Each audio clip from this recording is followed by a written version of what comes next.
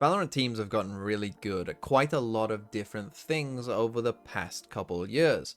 In fact, the way the game's been playing right now is really quite a high level, I think, and it brings up the question of how much further can Valorant actually go? But the thing is, there's still one thing that I think even the highest level teams can really struggle with sometimes in Valorant, and that is the map veto.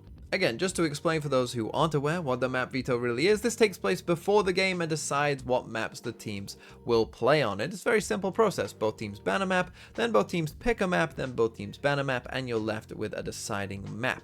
But in my personal opinion, teams still struggle with this process in terms of giving them the best chance to win the game. And to understand how teams map veto, well, let's just listen to this clip from FNS. For people that are wondering why Loud didn't ban Split, you guys have to understand.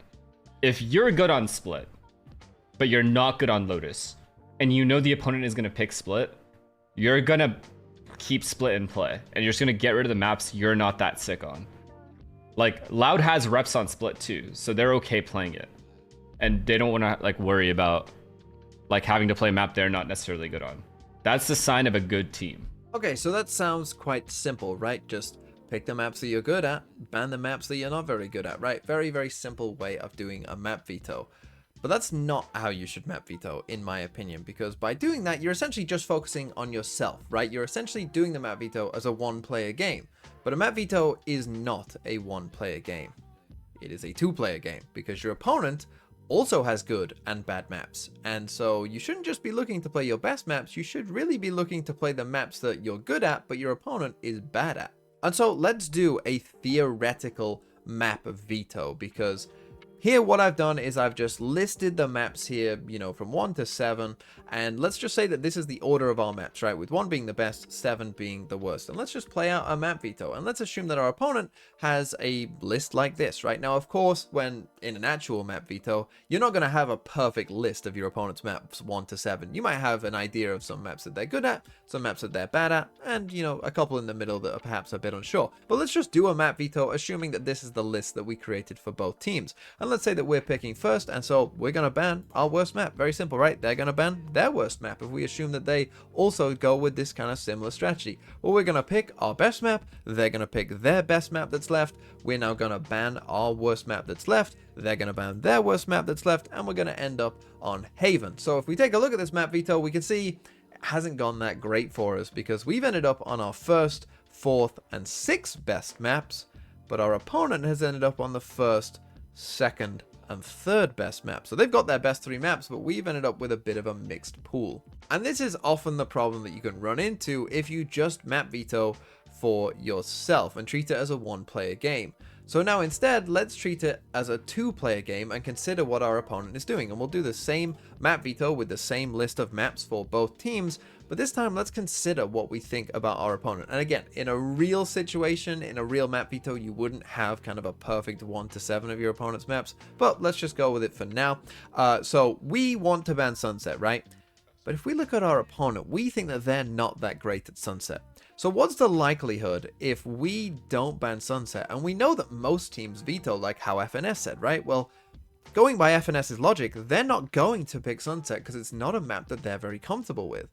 So we don't need to ban Sunset. We instead can ban a map like our second worst map and instead get rid of their second best map, which would be a big mismatch, right? So let's get rid of Lotus instead. Now, they're going to keep doing what they're doing, right? So, I mean, banning Ascent here makes a sense for them anyway on either side of that coin. And now we have our first pick. Now, we could pick Abyss, right? But we also think it's their best map. And often in these situations, it's likely it's going to go to map 3 if none of the teams pick it anyway, right? So we actually probably want to pick our third best map, which we don't think they're very good at. So let's pick Bind instead. Now, from their perspective, they could just pick Abyss, but it doesn't really matter here. If they pick Abyss, you know, it's our best map. But if they pick Haven, you know, it's not the end of the world either, and Abyss will probably end up being map 3. But let's say they do pick Abyss, right? And they go for Abyss. Well, now we get the chance to ban our worst map, right? We really don't want to play this map, so we'll second ban it and really make sure that we aren't playing it whatsoever. They're just going to say, hey, let's just ban our fourth best map here and play Haven instead. And so we end up with this map pool instead. And now you take a look at it. Okay, now we're playing our 1-3-4. Pretty good. They're playing their 1-3-6. So we've now turned a map veto that was heavily in favor of our opponent into one that's actually slightly favored to us now. That is really what you need to keep in mind when it comes to map vetoing, that it is a two-player game, and by playing it as a two-player game, you can end up with a much better map veto. But now we're going to take a look at some examples of map vetoes and talk about some of the common mistakes that I think some teams make. And there's basically two main mistakes that I think teams make when it comes to map vetoing. The first one is when they just pick a map that doesn't make any sense given the information that they have, right? And I would say this doesn't happen very often, but there was a very, very notable example of this that happened in Champions from this year, and it's this game, Leviatán versus Trace Esports. Because if we go through this map veto, you know, Trace ban Icebox, Lev ban Lotus, Trace pick Bind, Lev pick Sunset, Trace ban Haven, at this point, it's all fine, right? We've gone through these maps, and so now Leviatán have a choice, right? They can either, as they did, ban Abyss and play Ascent, or they could ban Ascent and play Abyss. They chose to ban Abyss, and this makes absolutely no sense given the information that they had at the time.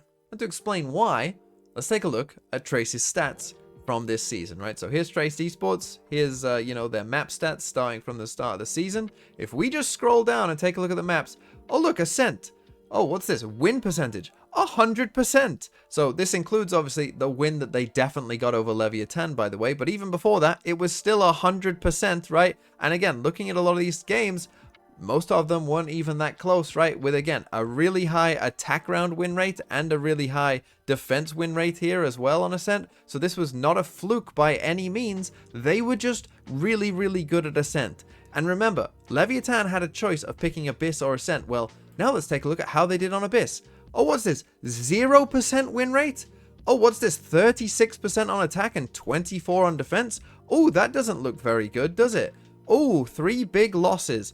And on the eye test alone, looking at these maps as well, very clearly, Trace were not good at Abyss, but were very clearly pretty good at Ascent. I have no idea. I could not explain in any way, shape, or form why Leviatán decided to play Ascent over Abyss. It made no sense, and of course, the Valorant gods punished them for it. But that, I would say, is a pretty rare occurrence where you really get a very obvious choice of like what the correct choice in that map is, and the team just obviously picks the wrong one. That doesn't happen that often, in my opinion.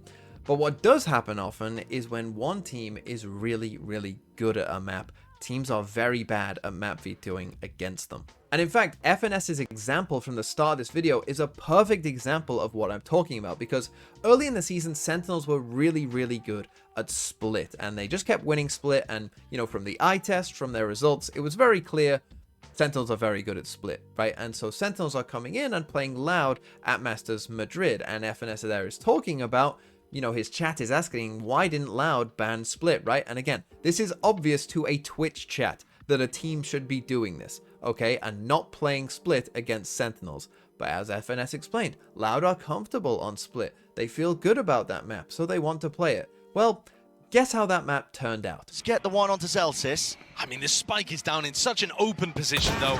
It sends to close out. And Sadak, it's inevitable, yeah, the double face in the air. That is one of the most one-sided maps we've seen. And this is the big problem that a lot of teams have, that they have this sense that we're gonna beat this team. We're gonna be the one that beats this team on the map that they're really good at. And of course, very often, they don't. And there are other examples from this season as well of this going on, right? Like, let's take 100 Thieves and their games, because 100 Thieves, you know, through the season, at one point got really good at Bind, right? They won it here against G2. They won it here against Cloud9. Crew actually banned Bind against 100 Thieves, and Crew beat them. They then played it against NRG and won. They then played it against Loud and won. You know, they then played it against Lev and won. And at this point, you're probably thinking, hey, they've won this map like 5-6 times in a row. Like, you know, and a lot of these are convincing. Maybe let's not play them on this map. Now, G2 actually were the team that managed to beat them on Bind, but then lost the second time that they played them. But by the time that we've got to Masters Shanghai, and there's been a couple weeks to, you know, kind of digest all of this and think about these teams, you'd think coming into Masters Shanghai, teams would kind of learn and, you know, start banning Bind against 100 Thieves. But we take a look at FUT here, and they didn't ban Bind and let 100 Thieves pick Bind, which of course they did because they're really good at the map. And guess what happened? Oh, they lost 13-5. And perhaps what's even more perplexing here is that FUT's permaban at the time was Breeze. That's the map that they were banning.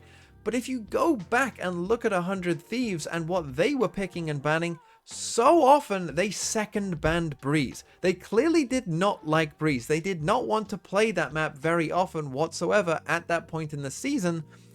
And so therefore, by first banning Breeze, you're getting rid of a map that 100 Thieves, I can almost guarantee, would not have picked against Foot. Because of course, one thing that you have to consider as well is that if you didn't ban Breeze as Foot, and 100 Thieves are expecting, hey, that's their permaban, they're going to ban it. Well, from 100 Thieves perspective as well, it's like, ooh, why didn't they ban it? Do they have something prepared? Are they going to play a weird comp that we don't know about? It's not a map that we're very comfortable with anyway. So what is the likelihood that 100 Thieves are going to pick Breeze? Not very high. Not very high. But instead, you banned Breeze and let them pick Bind and got slaughtered. And we can go even further with this as well, because then we come to their next game, which is against Team Heretics. And Team Heretics didn't ban Bind against 100 Thieves and chose to go with their permaban instead, which was Ascent, and allow 100 Thieves to play that map.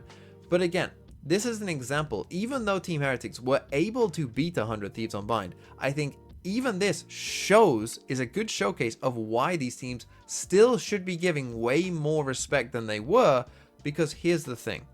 Team Heretics have a really good coach, okay? And Team Heretics came up with a really good plan in this game against 100 Thieves on Bind. And this, I think, happens a lot, where teams think, hey, our opponent keeps picking Bind, they keep playing it. That means there's a lot of footage of them playing Bind. So we can essentially have their full game plan because they've played it so often. Therefore, I can anti-strat this and come up with a game plan that's definitely going to work, and we definitely will win. And this is the thing. Team Heretics have a really good coach and did come up with a really, really good plan for 100 Thieves and confused 100 Thieves and managed to, take an early lead in that game. But guess what? It still took overtime to beat 100 Thieves on Bind. And this is why this makes no sense, because Team Heretics were clearly the better team at the time. Okay, and so even with a great coach, a great plan, and clearly a better team, it still took you overtime to beat 100 Thieves on Bind. Whereas we take a look at what happened in the next map, Team Heretics won 13-1. They were very clearly the better of these two teams at that time.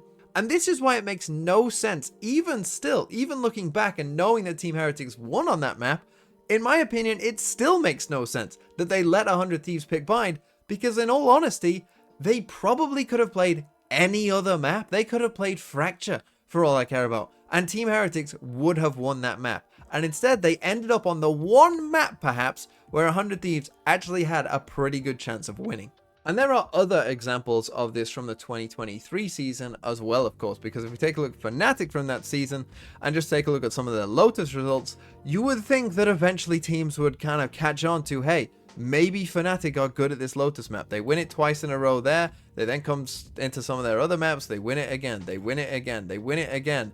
They win it again, 13-1. They win it again. They win it again. They win it again here. They win it again. They win it again. You would think at some point during this whole streak of Fnatic continuously winning Lotus that some teams might think, hey, instead of banning our permaban, let's ban their best map, because they're the best team in the world and they're definitely better than us at Lotus. If it's the best teams in the world, best map, then we probably should ban that, considering they've won it, I don't know, 12 times in a row or whatever, right? You would think that that would be the case, but no, it was not the case whatsoever, because teams just decided essentially for Fnatic, like, hey, do you want to go 1-0 up? Because we want to be 1-0 down.